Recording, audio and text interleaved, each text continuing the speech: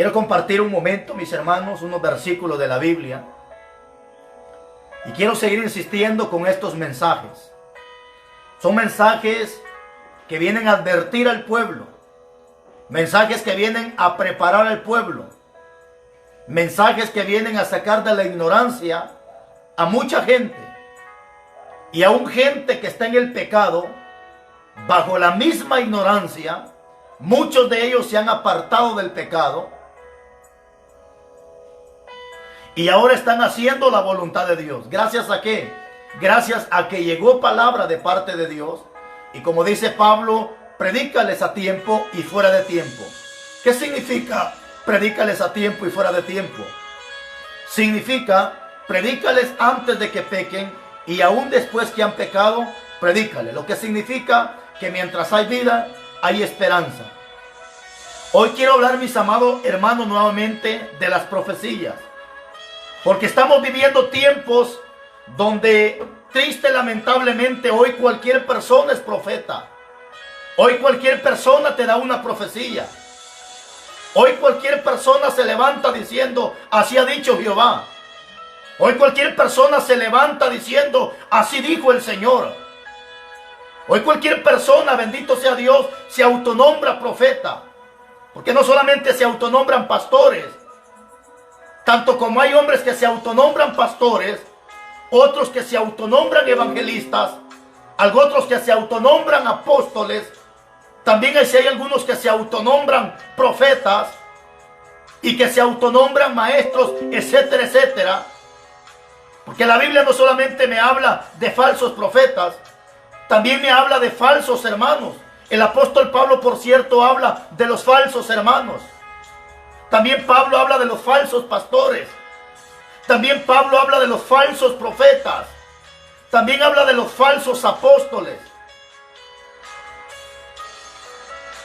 Pero hoy, mis hermanos, quiero hablarte de esto, porque hoy está de moda que cualquier pelón peludo te viene diciendo, así dice el Señor. Hoy está de moda que cualquiera te da una profecía. Pero quiero hablarte parte de lo que es una profecía y de cómo era la profecía en los tiempos de antes. El apóstol Pablo hace referencia en la primera carta de Corintios,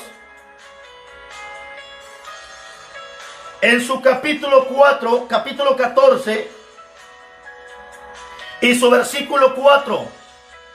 El apóstol Pablo haciendo una referencia de lo que es una profecía y cómo tiene que ser una profecía y para quién tiene que ser la profecía.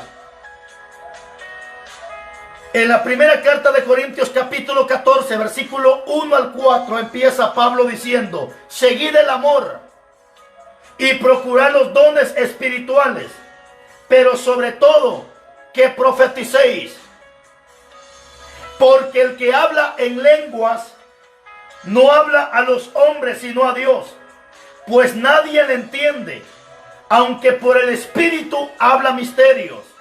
3.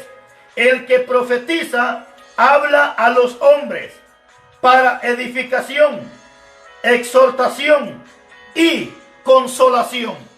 Esas son los tres pasos de lo que es una profecía o de alguien que profetiza. ¿Cuál tiene que ser la verdadera profecía? Primero, dice que tiene que ser para edificación. 2, para exhortación. Y 3, para consolación. Esta debería de ser la profecía. Y te voy a mostrar conforme a la Biblia cómo, bendito sea Dios, hombres que profetizaban lo hacían bajo esos tres conceptos. Porque la profecía no solamente es consolación. La profecía no solamente es edificación, sino que también la profecía tiene que llevar exhortación. Ahora, quisiera enfocarme en esto de la exhortación.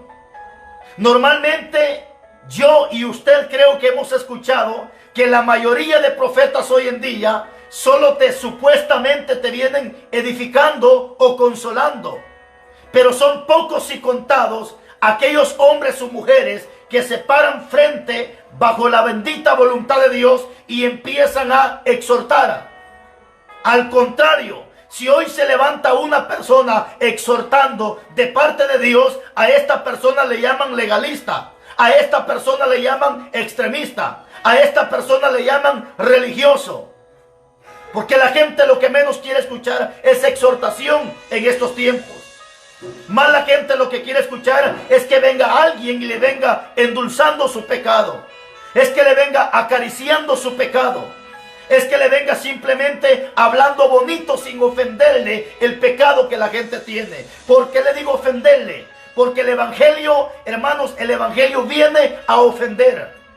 No, el evangelio no es para que te goces y que caiga bonito. El evangelio, aunque no lo creas, el evangelio viene a ofender. Y si no, preguntémosle a Cristo Jesús en el capítulo 6, versículo 60 del evangelio de Juan. Los discípulos se sintieron ofendidos porque Cristo les había dicho una verdad. Esto es para aquellos que creen que el evangelio no ofende. Esto es para aquellos que creen que el evangelio solamente es amor, amor y amor. Pero se les ha olvidado que también Dios es fuego consumidor. Sin embargo, en el capítulo 6, versículo 60 del evangelio de Juan, los discípulos estaban ofendidos porque Cristo les había dicho ciertas verdades.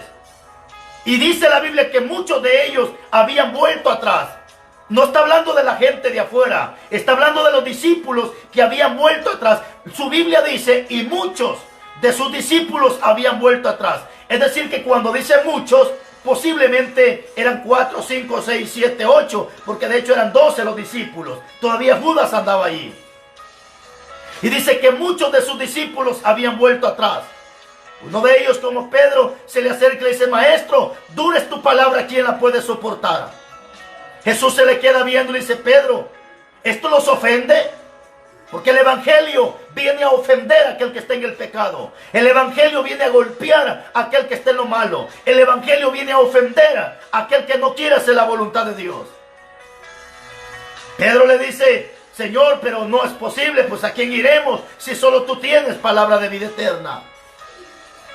Entonces estamos viendo que el evangelio podría ser un evangelio de ofensa, pero no ofende al que está en lo correcto, no ofende a las ovejitas, no ofende al que hace la voluntad de Dios. El evangelio ofende a aquel que está en la mentira, el evangelio ofende a aquel que está en el error. Si ahorita predico de los borrachos, ¿quién se enoja? Nadie. El único que se enojaría es el que está en la borrachera. Si ahorita predicamos de adulterio, ¿quién se enojaría por eso? Nadie, sino solamente aquel que está en el adulterio. Si ahorita predicamos de la fornicación, de la mentira, de los sinvergüenzas, de los pícaros, ¿quiénes se molestarían? Nadie, sino los solamente están en lo malo. Porque mucha gente se mofa diciendo, no, es que el evangelio no es para ofender. ¿Quién te ha dicho que no es para ofender? El evangelio va a ofender a aquel que está en la mentira. Y si no, lee lo que dice Juan capítulo 6, versículo 60. Entonces, mis hermanos, aquí Pablo nos está dando las características de lo que debería de ser una profecía. Estamos en la primera carta de Corintios capítulo 11, versículo 3 dice, pero el que profetiza habla a los hombres, primero, para edificación. ¿Cuál es esa profecía que viene a edificar? ¿Qué significa edificar? Edificar significa construir. Edificar significa hacer una construcción. Eso significa edificar. Pero para que entendamos mejor esto, ¿qué significa una profecía que viene a edificar? Edificar significa construir. Ok. Eclesiastés capítulo 3, versículo 3 dice... En el capítulo 3, versículo 1 empieza diciendo Salomón, todo tiene su tiempo. Tiempo de reír, tiempo de llorar, tiempo de nacer y tiempo de morir, etcétera, etcétera. Pero en el capítulo 3 y su versículo 3 dice en Eclesiastés, tiempo de destruir y tiempo de edificar lo destruido. ¿Por qué significa tiempo de derribar y tiempo de edificar? ¿Pero de qué me está hablando? ¿Qué es lo que tengo que edificar? ¿Qué es lo que tengo que construir? Jesucristo también hace un énfasis para que entendamos mejor. En el Evangelio de Juan capítulo 2, versículo 19, Jesucristo dice estas palabras: este templo en 3 días ustedes lo derriban, pero en 3 días yo lo voy a levantar. Ahora, cuando dice tiempo de edificar, y Jesús dice que hay que edificar y hay que derribar y hay que construir, hablando del templo, es decir que la profecía que es para edificar tiene que ser para enseñarte a ti cómo tienes que vivir delante de Dios. ¿Edificar qué? El templo de Dios. Es decir que hay tiempo de destruir lo viejo para edificar lo bueno en un cristiano. Esa debería de ser la profecía de edificación. Enseñarle al cristiano cómo vivir. Enseñarle al hombre cómo comportarse delante de Dios. Enseñarle a los cristianos que este cuerpo no es cualquier cosa, sino es el templo y la morada del Espíritu Santo de Dios. Y dice 1 Corintios 3:16 y 6:19 que el que destruye el templo de Dios, Dios lo va a destruir a él también. Esto es para aquellos que piensan que tomar bebidas energetizantes es bueno. Esto es para aquellos que piensan que tomar todas esas bebidas de Monster, Red Bull y cuánta basura del diablo, y dicen, no, pues no es malo. Claro que sí, esa basura te va a destruir el cuerpo, y si tú destruyes ese cuerpo, Dios también te destruye a ti. Bendito sea Dios. Esa debería ser la profecía de edificación. Muchos creen que la profecía de edificación es decirle al hermano, sigue adelante chulito, y aunque aquel esté en adulterio, piensan que eso es edificar. Eso no es edificar. Edificar es enseñarle a la iglesia cómo vivir delante de Dios. Es enseñarle a la iglesia que este cuerpo hay que cuidarlo porque es el templo del Espíritu Santo. No hay un solo pasaje en la Biblia que diga que tu corazón es el templo de Dios. No hay un solo pasaje en la Biblia que diga que Dios solo quiere tu corazón. Al contrario, 1 Tesalonicenses 5:23 dice: y el mismo Dios de paz os santifique por completo, y todo vuestro ser, alma, espíritu y cuerpo sea guardado irrepresible. Eso significa edificación del templo de Dios. Y todo vuestro cuerpo sea guardado irrepresible hasta la venida de nuestro Señor Jesucristo. Esas son las profecías. Por eso dice 1 Corintios capítulo 14 versículo 3: el que profetiza habla a los hombres primero para edificación. Esa es la profecía que deberían de dar en estos tiempos los que supuestamente son profetas, los que supuestamente profetizan. ¿Cuál es la primera fase para dar una profecía? Tiene que ser primero para edificación. ¿Qué significa edificación? Significa construcción. Construir. ¿Construir qué? El templo de Dios. ¿Edificar qué? El templo de Dios. El problema es que hoy en día el primero que profetiza está más perdido que el diablo. Es la esposa del que profetiza, una mujer pelona, pintada, empantalonada. Sin embargo, aquel está profetizando. Pero si es un profeta, ¿por qué no edifica perfectamente el templo que de su esposa o de sus hijos? Hoy los que profetizan, sus hijos están más perdidos que el diablo. Sus hijos enchorados en la calle, sus hijos perdidos en la calle. Al rato los tienen arriba del altar con su pantaloncito y su camisita, aparentando lo que no son, bola de hipócritas. Primera la profecía, fase número 1 para el que profetiza. La profecía tiene que ser para edificación. Luego dice para exhortación. Y número 3, para consolación. Me voy a enfocar en consolación para luego quedarme en lo que es exhortación. ¿Qué significa la palabra consolación? Es algo que me alienta, es algo que me da fuerzas, es algo que me motiva a seguir adelante. Cuando la profecía me edifica, cuando la profecía me consuela. Por ejemplo, cuando tú le extiendes la mano a una persona, sin importar quién es, si tú la ayudas, la bendices y la apoyas, de repente aquella persona te paga mal, Es cierto que tú te sientes mal y dices, no es posible, pero si yo la ayudé, la bendije, le eché la mano, ¿cómo es posible que me paga de esta manera? Tú te sientes en ese momento desconsolado, pero de repente abres la Biblia y te encuentras en el Evangelio de Lucas, capítulo 23, versículo 31, aquel versículo que dice, si esto hicieron con el árbol verde, ¿qué no harán con las ramas secas? Es ahí donde la profecía a mí me consuela. Que si eso hicieron con Cristo, ¿qué no pueden hacer conmigo? Si el día de mañana a ti te golpean, te maltratan, te escupen, te maldicen por predicar la palabra, es cierto que nos sentimos desconsolados, nos sentimos desanimados. Pero es ahí donde viene la profecía y nos consuela y nos dice, al que te maldice, bendícelo. Porque haciendo esto, vas a ser hijo del Dios Altísimo. Es ahí donde me consuela. Es ahí donde me edifica la profecía. Cuando me viene a consolar la palabra. Cuando me quedo sin dinero. Cuando me quedo tal vez sin un plato de comida en la mesa. Pero yo sé que es un proceso que estoy pasando por hacer la voluntad de Dios. Y en ese momento me encuentro sin nada, sin dinero, sin trabajo, y siento que todo sale mal. Pero yo sé que estoy haciendo la voluntad de Dios. Yo sé que estoy haciendo lo recto delante de Dios. Y de repente abro la Biblia y me encuentro con aquel precioso versículo de la palabra que dice en Filipenses 4:12. Sé vivir humildemente y sé tener en abundancia. Sé comer bastante como también sé aguantar hambre. Pero de repente me consuela la palabra que dice, dad gracias a Dios en todo, porque esa es la voluntad de Dios. Ahí viene la consolación, a través de la palabra, a través de la profecía.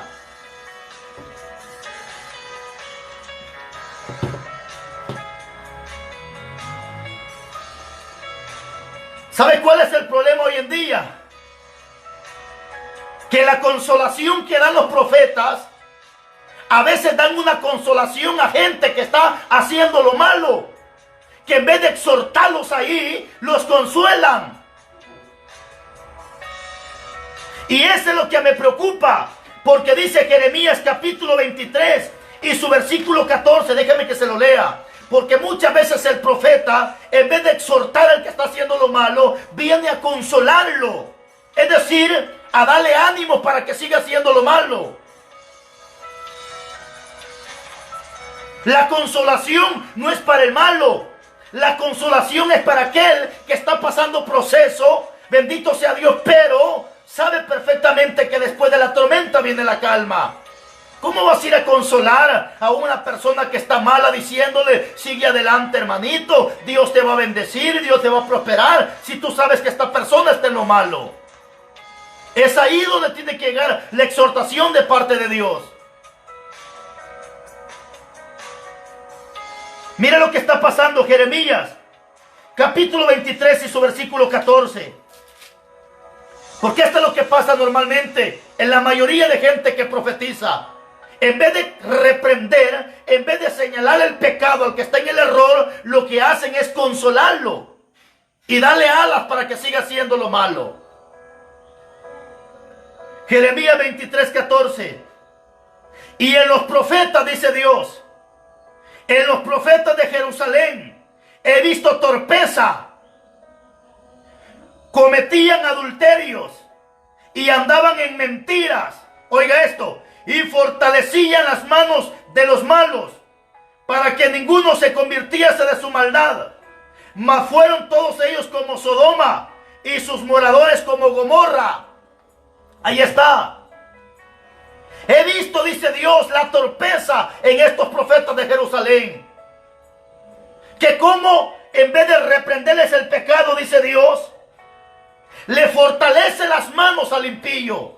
Le fortalece las manos al pecador. Hermanos, es una vergüenza y es una tristeza. Pero ahorita si tú escuchas a los profetas, ahorita le profetizan bendición a todos estos prostitutos del evangelio. Escúchalos.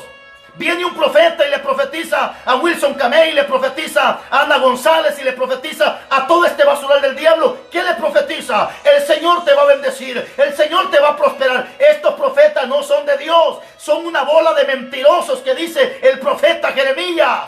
Porque si fueran profetas de Dios, ahí mismo les reprendería su adulterio, su pecado, su fornicación, sus mentiras. Pero lo que hacen es fortalecerle las manos al impío, fortalecerle las manos al adúltero, al pícaro, al sinvergüenza, al negociante del evangelio. Eso es lo que pasa hoy en día. Pero Dios reclama, Jeremías 23:14. Y en los profetas de Jerusalén, dice Dios, he visto torpeza, cometían adulterios y andaban en mentiras. Y fortalecían las manos de los malos para que ninguno se convirtiese de su maldad. ¿Qué pasa con estos profetas? Los que le dicen a la gente impía es, sigue adelante, el Señor te bendice. Y en vez de que la gente se arrepiente y se convierta, siguen en su maldad. Porque estos mentirosos les están diciendo que Dios dice que así están bien. Cuando Dios está irado, Dios está molesto, Dios está cansado de tanta prostitución.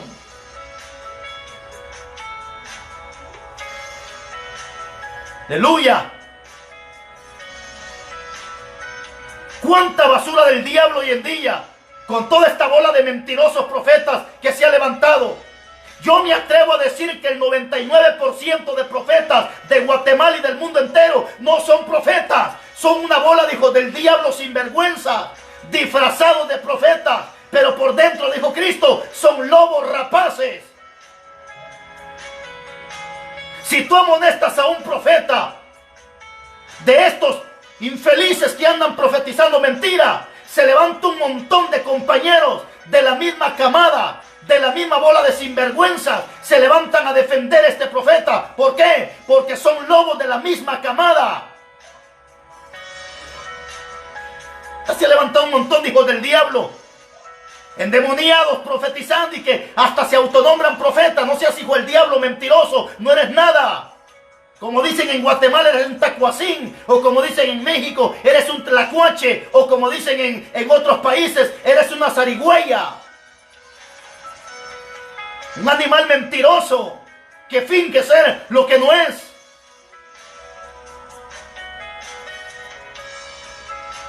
Esta palabra tiene que golpear. Esta palabra tiene que abrirle los ojos a estos endemoniados. Para aquellos dulcecitos, para aquellas fresas que dicen cómo golpea, cómo lastima. Pues sí te va a golpear porque esta palabra es como martillo. Dice Jeremías 23. A ver, pégate un martillazo en la cabeza. A ver si no te va a doler. Pégate un martillazo en la mano. Jeremías 23 dice que esta palabra es como martillo, que te pega los martillazos. Es como fuego que te quema, como espada que te corta. Hoy cualquier payaso dice ser profeta. Y he escuchado en Guatemala cómo le profetizan a todos estos prostitutos del evangelio, a todos estos negociantes del evangelio. Ahí les están profetizando bendición. Ahí les están profetizando prosperidad. Ahí les están profetizando, hija mía, dice el Señor.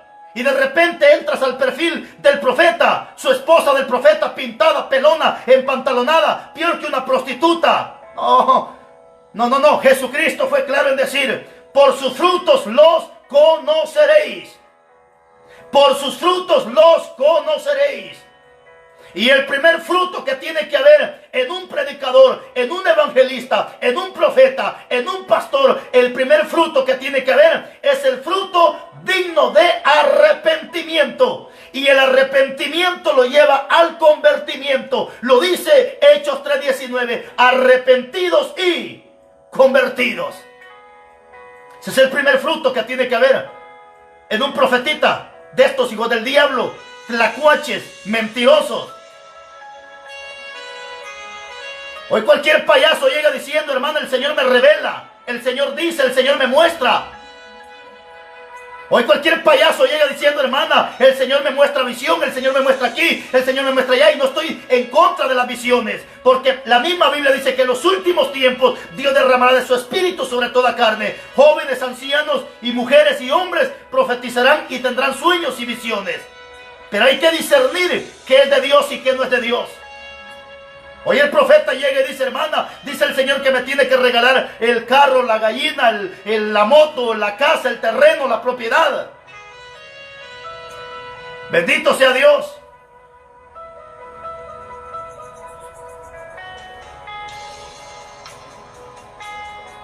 Ese es el problema de hoy en día de estos profetas, que le andan profetizando bendición al que está en adulterio. Le andan profetizando prosperidad a aquel adúltero que negocia con las alabanzas, que negocia con la palabra. Bendito sea Dios.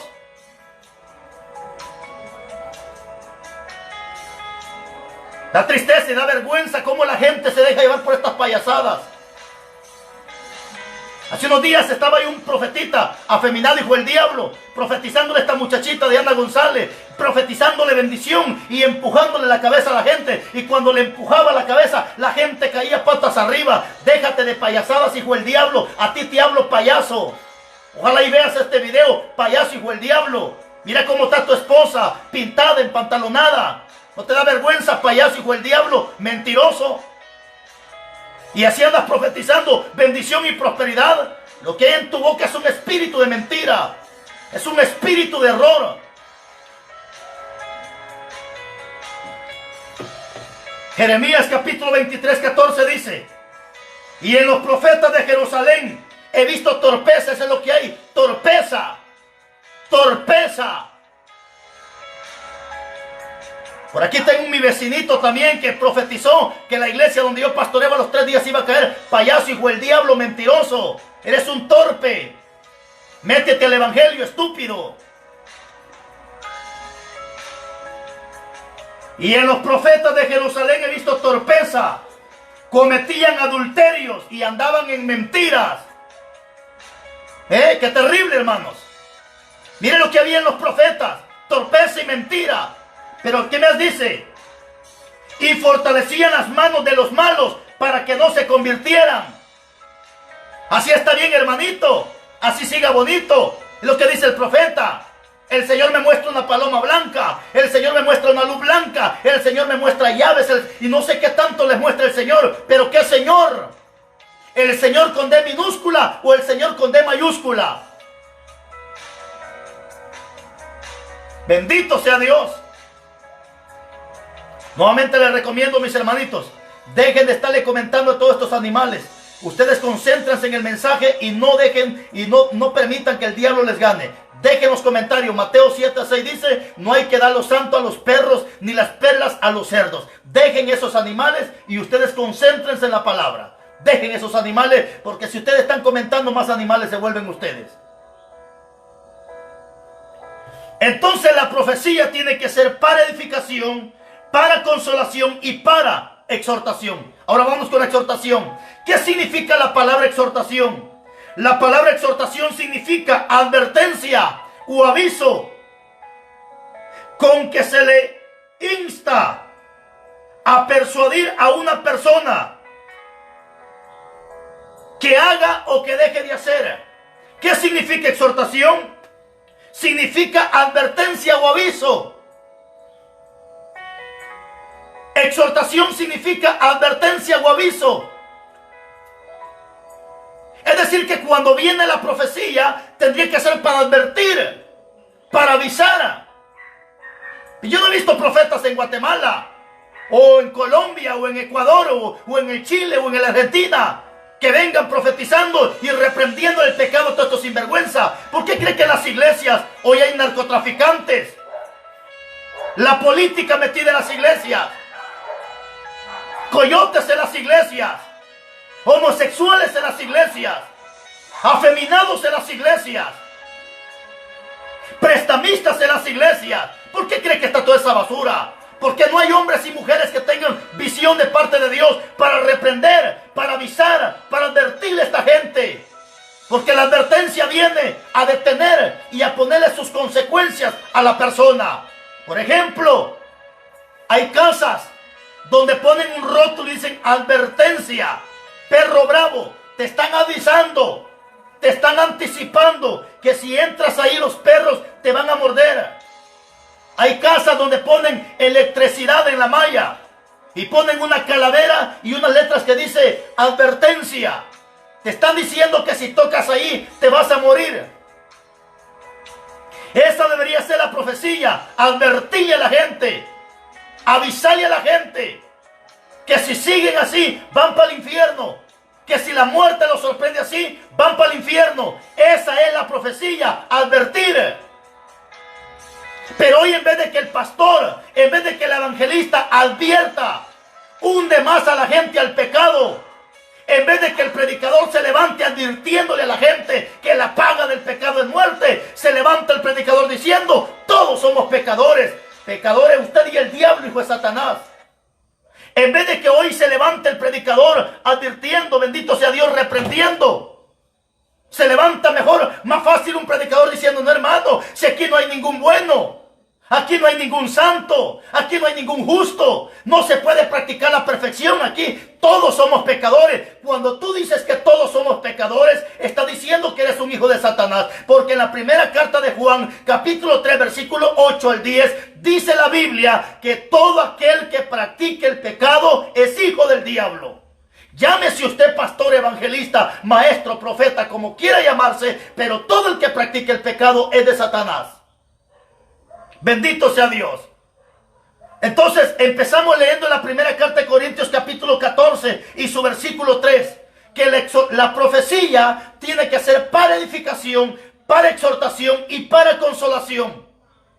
Pero yo no he visto profetas hoy en día que vengan exhortando, y ya vimos que la palabra exhortar significa avisar, o también significa la palabra exhortar significa advertir. Persuadir a una persona que deje de hacer tal cosa o que haga tal cosa. Eso significa la palabra exhortación. Es decir, que cuando viene la exhortación es para decirle a la persona que ya no haga lo malo que está haciendo y que haga lo bueno que ha dejado de hacer.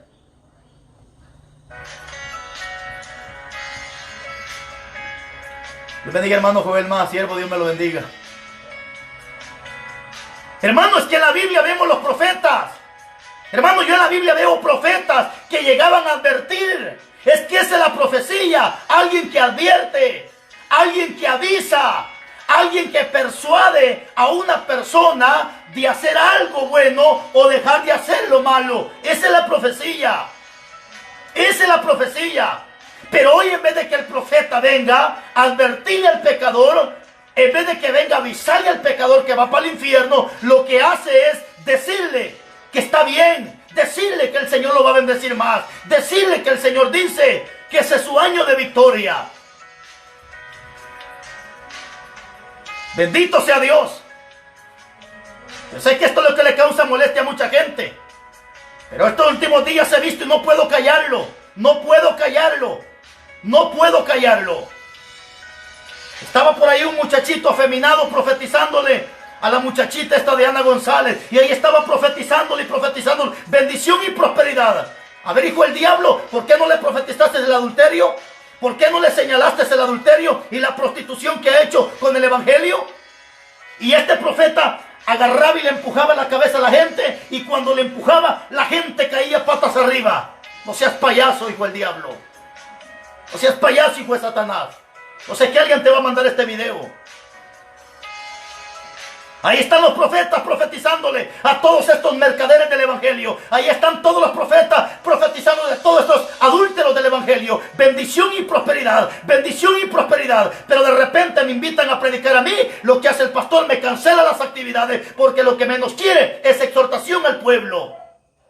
Porque son una bola de corruptos sinvergüenzas, hijos del diablo, cómplice de estos prostitutos que han negociado con las alabanzas.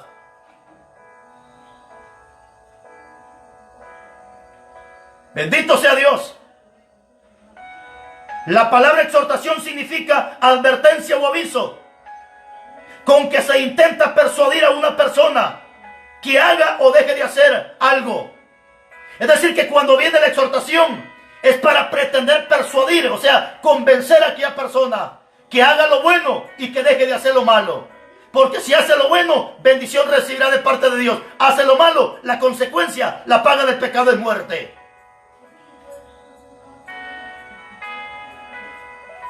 Llega Jonás a Nínive Aquí llegó Jonás a Nínive a advertir, a avisar.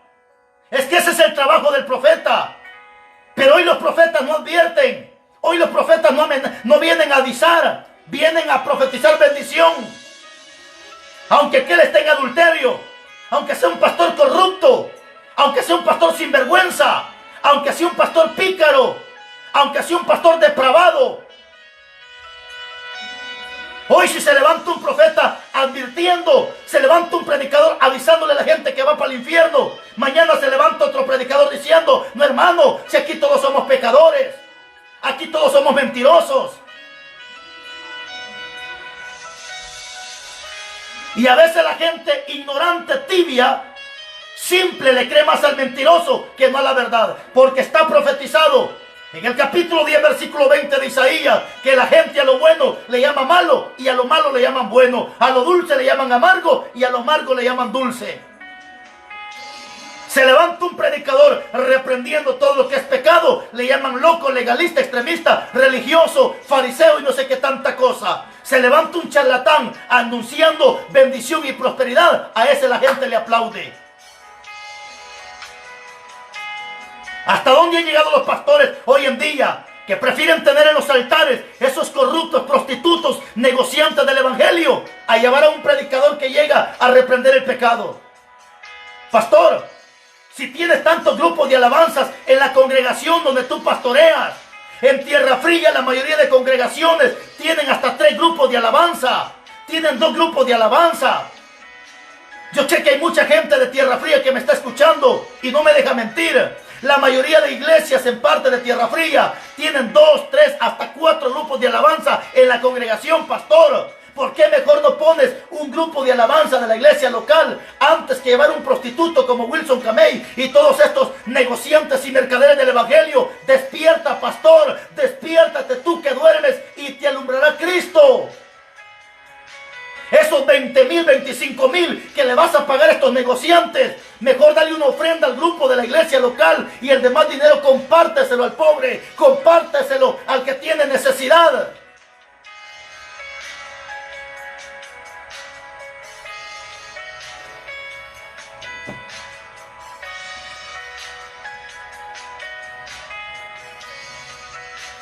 Y a veces da tristeza.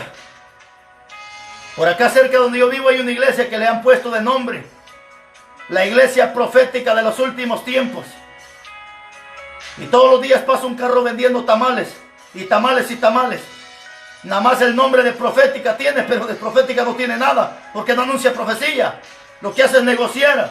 ¿Y para qué ocupan el dinero? Para traer un delincuente que les cobra 10,000, 15,000, 20,000, solo por venir a hacer un pequeño espectáculo, un pequeño show.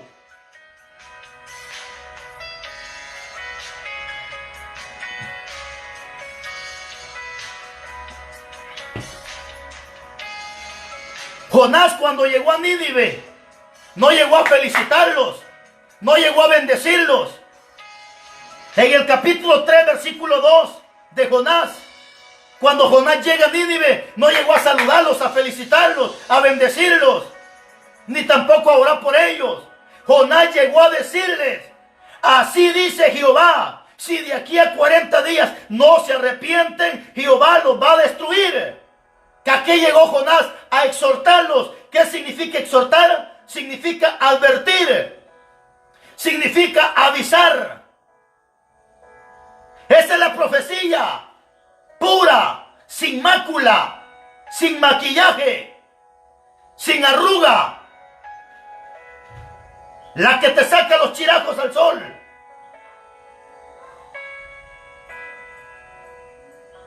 Llega Jonás con la autoridad de parte de Dios. Y no llegó como estos pícaros que hoy en día, que hasta lenguas aprendidas. Y ojalá me escuchen todos estos mentirosos. La mayoría de gente en Guatemala, los he escuchado, la mayoría lenguas aprendidas, no lenguas angelicales. Y cuando Jonás llega a advertir. Vuelvo a repetirte. La palabra exhortación significa advertencia o aviso con que se intenta persuadir a una persona que haga o deje de hacer algo. Eso significa exhortación. Eso significa exhortación, advertirle. Y cuando Jonás llega a Nínive, no llegó a saludarlos, a bendecirlos, llegó a advertirles y les dijo: así ha dicho Jehová, si de aquí a 40 días no se arrepienten, Dios los mata.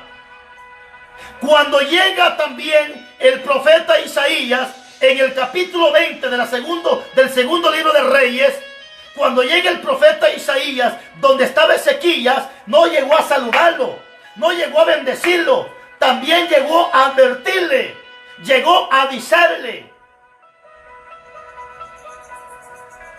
Y le dijo a este profeta: dice el Señor que arregles tu casa, edifica tu templo, en otras palabras, ordena el templo de Dios, arregla tu vida. No se está refiriendo a la casa literal. A Dios no tanto le interesa que tu casa literal esté barrida, trapeada y con aromatizantes. No, a Dios lo que más le interesa que esta casa, este cuerpo, este templo esté limpio, barrido y adornado, como dice Mateo. Y sobre todo, lleno del Espíritu Santo.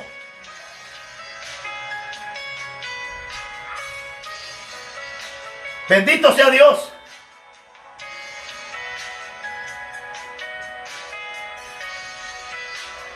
Juan el Bautista, en Mateo capítulo 14, versículo 1, no llegó a saludar a Herodes porque tenía la mujer de su hermano. Juan el Bautista, en el capítulo 14 de Mateo, no llegó a aplaudirle el adulterio a Herodes. Llegó a reprenderle el adulterio. Y eso fue más que suficiente para que le arrancaran la cabeza al profeta Juan el Bautista. ¿Quién te ha dicho a ti que los profetas eran amados, amimados en los tiempos de antes? Los profetas de Dios eran los más aborrecidos, eran los más odiados.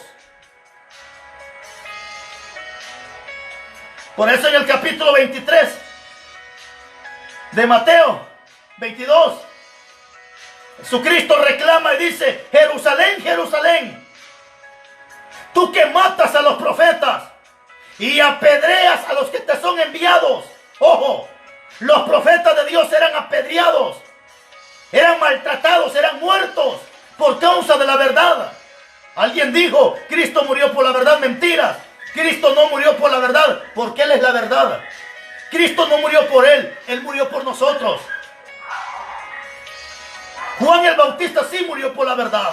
Los profetas murieron por la verdad. Esteban murió por la verdad. Juan el Bautista murió por la verdad. Pablo murió por la verdad. Todos murieron por la verdad. Cristo no murió por la verdad. Él murió por amor a nosotros.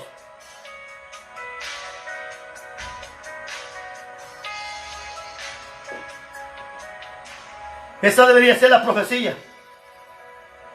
Esta debería ser la profecía que deberían de dar en estos tiempos peligrosos. Pero hoy más que nunca es cuando se ha levantado un montón de mentirosos, tratando la manera de convencer a la gente, buscando versículos a su manera, a su conveniencia. Versículos que al final lo hacen solo para esconder su mugrero, su pecado, detrás de esos versículos. Pero hoy he compartido esta palabra para la gloria de Dios. Yo sé que para muchos ha sido de bendición, para muchos será una molestia. Así que para mí ha sido un gran privilegio. Recibe esta palabra, mi hermano. Y si tú estás en una congregación donde todos están hablando lenguas y profetizando, mejor salte de ese mugrero. Salte de ese mugrero. Se lo dije a un principio y se lo vuelvo a decir. Estoy contento.